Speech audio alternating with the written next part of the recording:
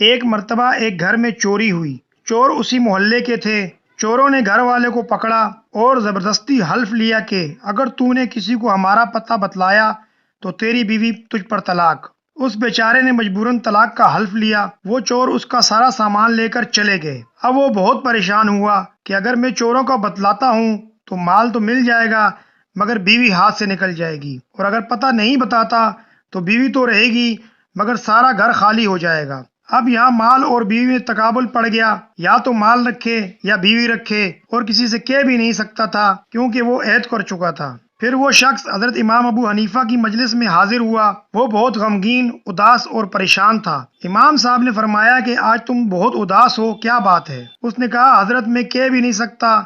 فرمایا کہ کچھ تو کہو۔ اس نے کہا حضرت اگر میں نے آپ کو بتایا تو نہ جانے کیا ہو جائے گا۔ امام ابو حنیفہ نے فرمایا کہ اجمالاً کہو۔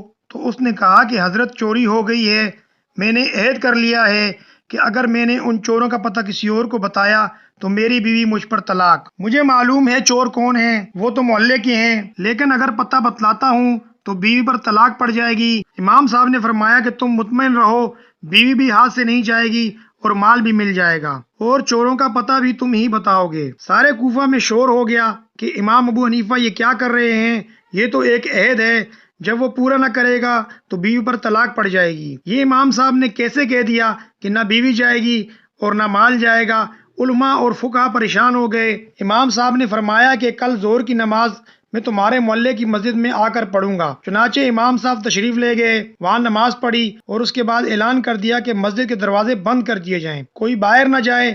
اس میں چور بھی تھے۔ اس مسجد کا ایک دروازہ کھول دیا، ایک طرف خود بیٹھ گئے اور ایک طرف اس کو بٹھا دیا، اور فرمایا کہ ایک ایک آدمی نکلے گا، جو چور نہ ہو اس کے متعلق کہتے جانا یہ چور نہیں ہے، اور جب چور نکلنے لگے تو چپ ہو کر بیٹھ جانا۔ چنانچہ جو چور نہیں ہوتے تھے ان کے متعلق وہ شخص کہتا جاتا تھا کہ یہ چور نہیں ہے، یہ بھی نہیں ہے، اور یہ بھی چور نہیں ہے، اور جب چور نکلنے لگتے تو خاموش ہو کر بیٹھ جاتا۔ اس طرح اس نے چوروں کا بتلایا بھی نہیں مگر سارے چوروں کا تعین ہو گیا۔ چنانچہ چور بھی پکڑے گئے، مال بھی مل گیا اور بیوی بھی ہاتھ سے نہیں گئی۔ اگر آپ کو واقعہ اچھا لگا ہو تو ہمارے چینل کو لائک کریں، سبسکرائب کریں اور بیل آئیکن کو پریس کریں۔